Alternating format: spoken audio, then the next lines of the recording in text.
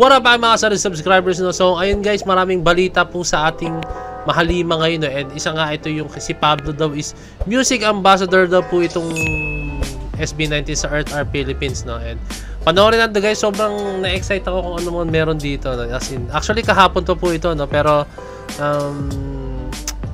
panoorin pa natin guys, gusto ko malaman kung ano to. Pero I think guys, lalagyan ko to ng watermark or what, kasi this is a property of GMA, no? Kaya I think ma-block tayo, no? So ito guys, panoorin natin. So without further ado, let's all watch this.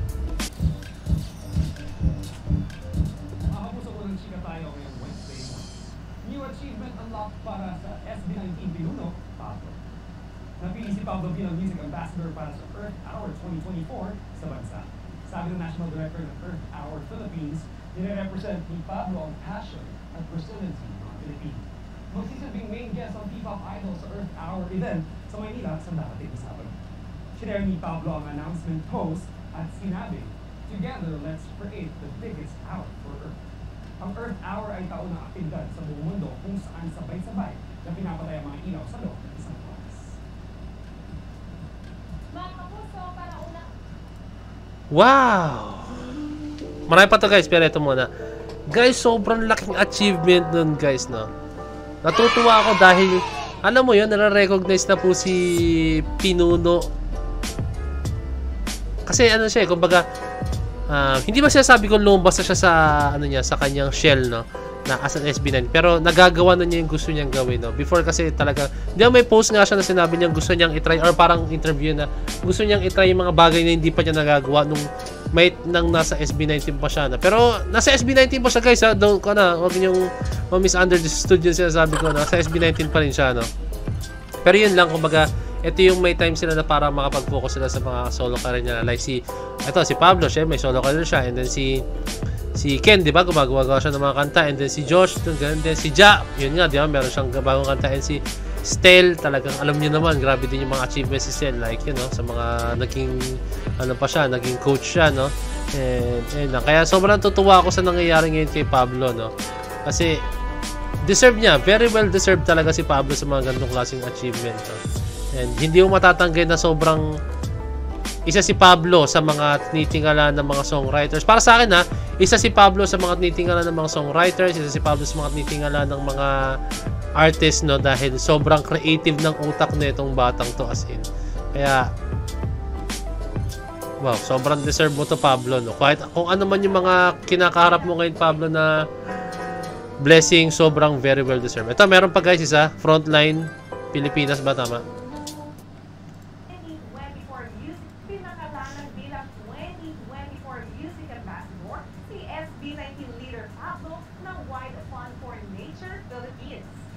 Proudly lang ang inanunsyo mismo sa kanilang social media pages. Ayon sa WWF Philippines, perfect ambassador daw si Pablo dahil sa kanyang environmental advocacy. Main guest si Pablo at inaasahang magpe-perform din siya sa idadaos na Earth Hour sa March 23 sa Carpintero. Very well deserved. 9:39 PM naman, papatayin ang mga ilaw bilang bahagi ng Earth Hour. Damn, very well deserved, Pab. Sobrang deserve po ni Pinuno itong mga natatanggap niya, no? Wow. Hindi ko alam kung paano makakontain to, pero syempre sobrang proud tayo sa ating Pinuno, no? Kasi na-achieve niya yung mga gandong bagay. Actually, hindi naman niya ito ma-achieve kundi din dahil sa suporta po ng 18, kundi din po sa suporta ng mga solid supporters sa family niya, and syempre sa kanyang brothers, no? SB19, no? Hindi niya magagawa yung mga yan kundi dahil po sa kanya mga kapatid, like yan, si Josh, si Stel, si Justin, at saka si Ken, no? Grabe yung support. Sana makita pa tayo ng marami pang updates sa ating mahaliman. Ayun, tingin pa tayo ng mga updates guys, no? Wait lang, tingin tayo. Ito guys, may nakita pa akong isa, no? Ewan kung same lang din ng laman ng balita to or what, pero nakita ko lang siya. Para narin tayo. SB19 Pablo, pinangalanan bilang bagong Earth Hour 2024 Music Ambassador ng WWF Philippines. Worldwide Fund for Nature Philippines na si Pablo, ang leader ng P-pop group na SB19, ang bagong Earth Hour Music Ambassador. Siya rin ang magiging main guest sa annual speech-off event na nakatakdang maganap sa darating na March 23rd sa Kapili na Katipunan sa Lungsod ng Maynila. Ayon sa Earth Hour Philippines National Director na si Atty. Angela Consuelo Tibay, para sa kanila, ang nire-represent ni Pablo ang passion at resilience nating mga Pilipino. At itong nais silang pagtuunan ng pansin at sulong ngayong ika-16 anibersaryo ng Earth Hour celebration sa Pilipinas. Dagdag pa niya, si Pablo raw ang perfect ambassador for Earth Hour.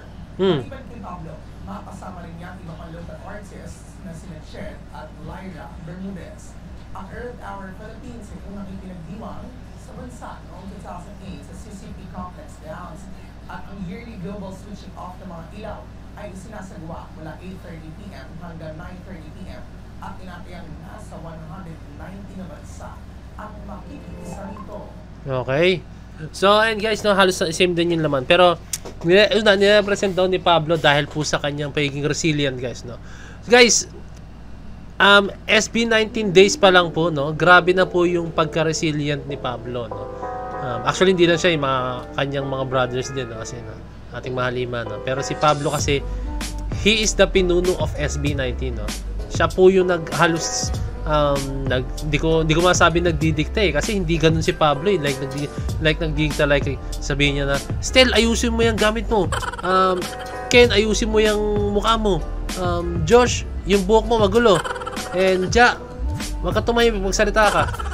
Yung hindi si Josh, si Pablo to kunyari lang, pero si Pablo alam na niya na sobrang matured na po ang ating mahalima, no? Hindi niya kailangan. I think ang ginagawa ni Pablo as a leader is pinapaalahanan niya lang ang kanyang mga members, no, sa mga dapat gawin, no. And ayun, I think sobrang perfect, sobrang fitting po kay Pablo ng gantong klaseng posisyon, no.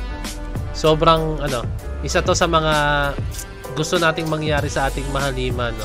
Kaya itong Earth Hour, no, I think dadagsain ng 18 to dahil kay Pablo, no, itong Earth Hour na to, no. Maraming 18 na pupunta dito, and makiisa tayo, and yun, I think makakapag-conserve din tayo ng energy, no, dahil sa Earth Hour na mangyayari po na yan, no. And ayun, Pablo is a very good representation ng Earth Hour na to, no. And I hope po talaga na maging successful po yung event, at mas maging aware pa po yung mga tao sa mga, alam mo yun, ang purpose kasi talaga nito is para maging aware yung mga tao sa mga bagay na hindi, para mag-conserve din tayo ng mga bagay na hindi natin sinasayang yung mga bagay-bagay, no. And yun, I think si Pablo is a very fitting na maging ganyan dahil siya ang pinuno ng SB19, and ayun, siya na rin naging mukha talaga ng SB19, hindi naman to the point na siya lang yung nakikita, pero syempre usually pag ikaw ang leader, ikaw talaga yung tatawagin, like nangyari din pa sa isang klase, pag may nangyari, sino presidente na klase nyo? Yun yung agad hanapin. And parang ganun din si Pablo, no? Sino ang pinuno ng grupo nyo? Si Pablo, ganun din siya, no? And ganyan nangyayari, parang ewan ko lang kung ganun talaga siya, no? Pero from the looks of it, I think si Pablo yung pinaka very fitting dito, no? Kasi since, ewan ko lang guys, this is just my own opinion, si Pablo yung pagdating sa mga interviews, sobrang matured ni Pablo magsumagot talaga as in, no? And yung tipong pag wala nang mabato na salita ang ating mahalima, si Pablo ang sumasalo talaga, no? Very fitting sa isang pinuno, no? Shoutout kay Pablo, no? And lang guys, naging na tayo ng mga updates regarding sa mahalima, no? And I'm hoping na makita pa tayo ng mga live performances nila, and mga kung ano man, no? Puntahan natin yun. So lang guys, this is Moito Ben signing out. Peace, let's G!